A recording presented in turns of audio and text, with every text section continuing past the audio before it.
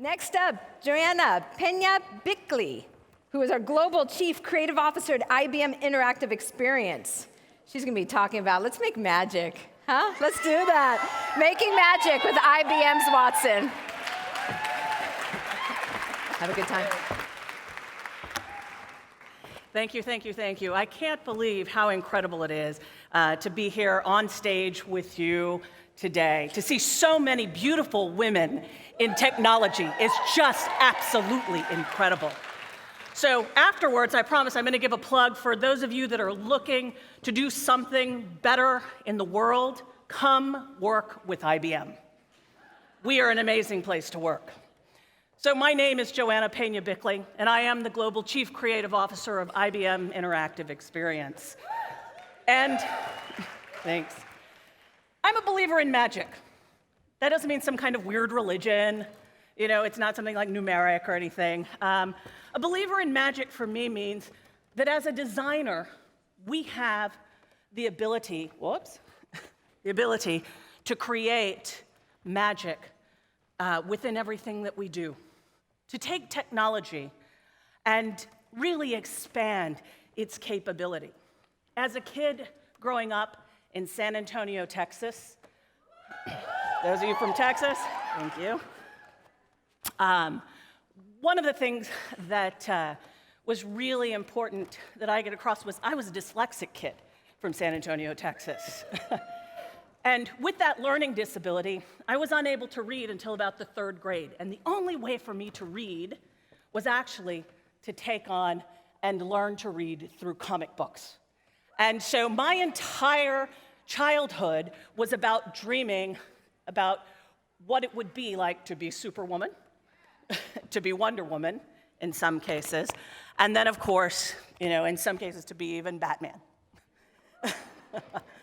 So I believe that there is this unique dialogue between fiction and invention. And as designers and technology experts, we have a unique opportunity. And that opportunity is to actually tie that thought together. The dialogue between fiction and invention can come to life. And as designers, we can also give people superhuman powers with technology. So, at IBM, we have this fantastic machine called Watson. How many of you out there know what Watson is? Just give me a little round. So, Watson is a machine that can learn and can think. And when applied the right way and with good intent, it can actually be someone's superhuman powers. So, when we think about that, that gives us a competitive advantage that allows us to outthink, outsmart, and outdo the competition. This is not about replacing humans with technology. This is about enabling superhuman powers in all of us. So, keeping in theme, when you think about it, you can actually transform the ordinary into the extraordinary by allowing your users and the people who use Watson to fight the forces of chaos. And you can do that in the market, with big data, and in business. No longer is dark or uncompressed data kryptonite to business. With Watson, we are able to supercharge human talents and give people the abilities to tap into our APIs with speech and language, as well as, most recently, we've given Watson vision and sight, as well as being able to take what was once dark data, what was once unstructured data, and bring it into the light. So let me give you a couple of examples. Here's a great example of where today in the car industry, we are working to give mechanics all over the world the powers of X-ray vision. Today, if you think about it, cars are simply data warehouses on wheels. And so in a world that is written in code, it's very hard to actually decrypt all of the information on how to fix a car. And it's actually very time-consuming. And we, as drivers, really distrust the process. So how are we applying Watson in a way that gives the ordinary mechanic extraordinary powers? Here's an example. If someone drives up, they're able to actually take a look and give them X-ray vision into the sensors into the vehicle.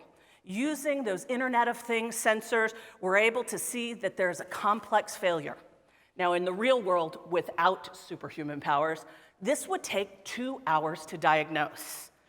But what we're able to do with Watson is actually enable that in seconds. Here, we are able to take a look at 350 million service records, 176 million auto forums, 10,000 miles of data from your vehicle's onboard computers, and the last 30 days of weather information. When we're able to do that in seconds, you get a diagnosis. And the diagnosis in this particular tells us that it's corrosion in the ABS wire. Who wouldn't have known that? So, very simply, we're able to give a next best action and give that mechanic the ability to see whether or not they have the parts on hand, and the consumer is receiving this information simultaneously. Very simply, what we are able to do here is to give a level of transparency on what the mechanic is doing to the car while they're doing it, as well as being able to send it back electronically. That's one example of how we are utilizing Watson today. Another one is actually one of my favorite stories, which is our ability within oncology to give doctors foresight. The foresight to, if you thought about the mechanic example, I'm able to diagnose that problem. So imagine being able to diagnose cancer.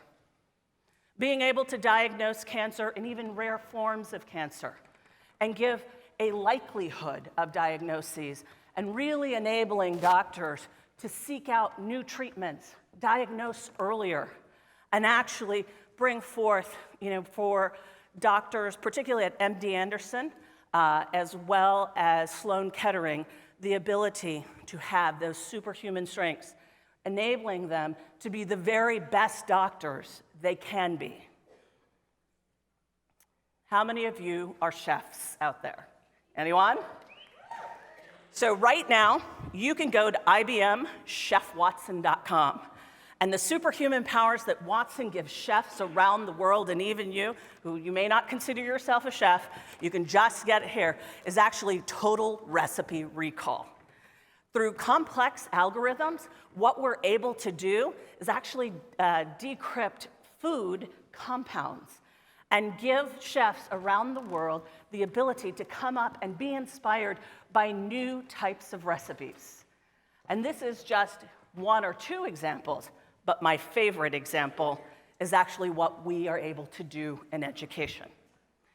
We can turn every teacher and give the educators telepathy. How many of you don't want to really have telepathy, to actually tap in to the power of the collective of teachers who are able to teach people like me who had a lot of problems reading and different learning styles, to be able to tap into that collective and actually fight the forces of all of that dark data, or being isolated, or a kid that can't read. What we're able to do is give teachers that ability to speak with other teachers and gain knowledge from that collective. And that, for us, is incredibly exciting. That, for us, is what we mean when we talk about designing for a better world. So, what are we doing and how are we doing it? Today, Watson is actually in 17 industries, giving different employees and customers superhuman powers all over the world. And it's able to speak 4 languages, and we intend on expanding that.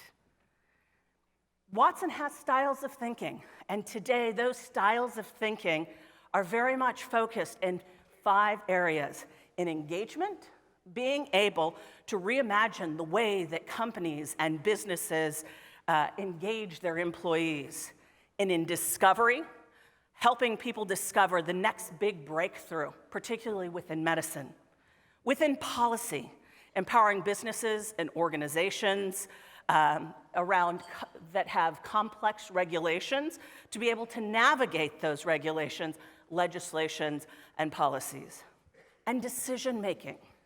At the core, Watson is helping people make better decisions.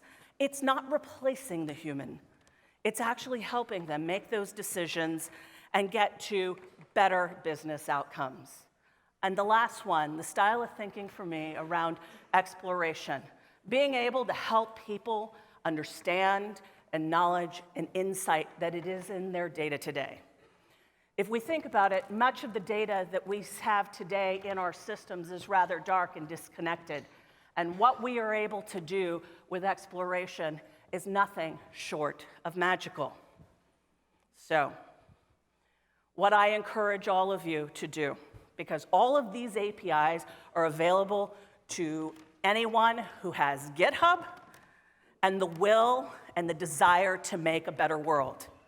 I encourage you, sisters, to design innovations that matter for the world, that matter for you, that matter for our community, and that truly give people superhuman strength in a way that we could never do before in the cognitive era. So, my plug right here for you is I encourage you to make magic with Watson. And for those of you that are designers and technologists and coders and people who want to make the world a better place, come to IBM. We're doing extraordinary things with extraordinary people, with an extraordinary mission to design enchanting experiences for everyone around the world. Thank you.